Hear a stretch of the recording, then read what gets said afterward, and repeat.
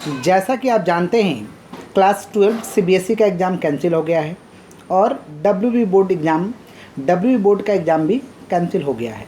But marking pattern को लेकर के अभी भी सामंजस्य, मार्किंग कैसे होगा इसका अभी पैटर्न क्लियर नहीं है। गवर्नमेंट ने टाइम लिया है, बट सीबीएसई का एक्सपर्ट कमेटी, ये सोर्सेज से पता चला है, एक्सपर्ट कमेटी आज यानी 17 तारीख को अपना रिपोर्ट सौंपेगी। रिपोर्ट में वो अपना तैयार की है कि किस तरीक़ा से सीबीएसई क्लास 12 को मार्क्स देना है। सीबीएसई क्लास 12 के आधार पर डब्ल्यूबी क्लास 12 का भी मार्किंग होने का आशा है, क्योंकि हमारे चीफ मिनिस्टर ममता बनर्जी ने बोला था कि सीबीएसई का जिस तरीक़ा का मार्किंग एवेल्यूएशन होगा, मार्किंग पैटर्न होगा, उसको हम लोग फॉलो करेंगे। मतलब देखेंगे किस तरीक़ा से क्या हो रहा है। तो हो सकता है कि आपका पैटर्न ये हो। और पहले का वीडियो बता दिए हैं कि हम लोग का जो काउंसिल है वो मार्क्स देने का आगे से क्राइटेरिया बनाई है क्लास 10, 11 और 12 के आधार पे। बट आज के इस वीडियो में हम लोग जो बात करेंगे, सीबीएसई का मार्किंग पैटर्न कैसा होने वाला है। ये रिपोर्ट आज सबमिट होगा, ये सोर्सेज से हम लोग को पता चला है। सीबीएसई का मार्किंग पैटर्न जो होने वाला है ये 30:40 का फार्मूला पे 30:40 का फार्मूला, ये मार्किंग पैटर्न होने जाने वाला है। अब क्वेश्चन आता है कि 30:30 और 14:40 का जो मार्किंग का फार्मूला है ये कैसे होगा। आइए हम लोग देखते हैं। देख रहे हैं 30:30 40 फार्मूला क्या है। क्लास 10 में जो आपको मार्क्स मिला है उसका 30%, क्लास 11 में जो मार्क्स मिला है इसका 30% और क्लास 12 में जो मार्क्स मिला है इसका 40%।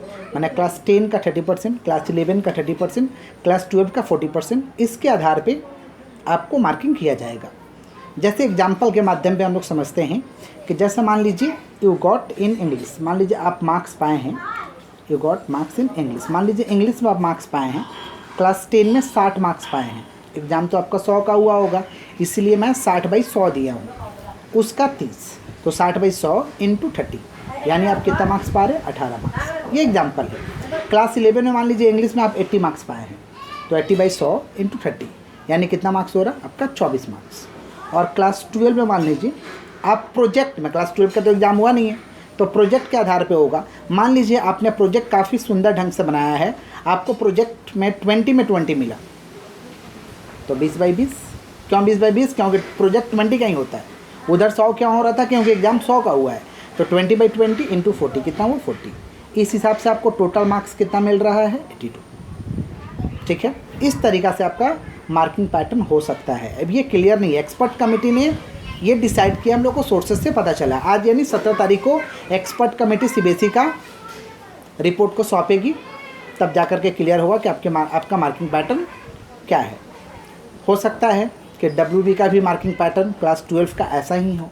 अब क्वेश्चन आता है कि क्लास 10 में सब्जेक्ट तो कुछ और था, क्लास 12 का सब्जेक्ट कुछ और है, तो हिंदी इंग्लिश तो कॉमन है, बाकी सब्जेक्ट का मार्किंग कैसे होगा। बाकी सब्जेक्ट का मार्किंग हो सकता है आपका, ये प्रोबेबिलिटी है कि आपका जो क्लास 10 में बेस्ट सब्जेक्ट का मार्क्स आया है उसके आधार पे 30% लिया जाए, बेस्ट वाला जो नंबर आया है उसके आधार पे 30% लिया जाए। और क्लास 11 में तो भाई सेम सब्जेक्ट रहेगा और क्लास 12 में सेम रहेगा। हो सकता है इस तरीक़ा से आपका मार्किंग पैटर्न हो। तो देखिए आज का रिपोर्ट सबमिट होता है तो क्लियर हो जाएगा कि किस तरीक़ा से सीबीएसई का मार्किंग पैटर्न होने वाला है। डब्ल्यूबी का अभी तक भाई कुछ क्लियरेंस नहीं हुआ है, जैसे ही अपडेट आएगा आपको बता दिया जाएगा। तब तक के लिए वीडियो अच्छा लगे तो ज़्यादा से ज़्यादा शेयर करिए और चैनल को सब्सक्राइब करिए, क्योंकि मैं इस तरीक़ा का अपडेट भी दूंगा और आपको पढ़ाऊंगा भी। Thank you.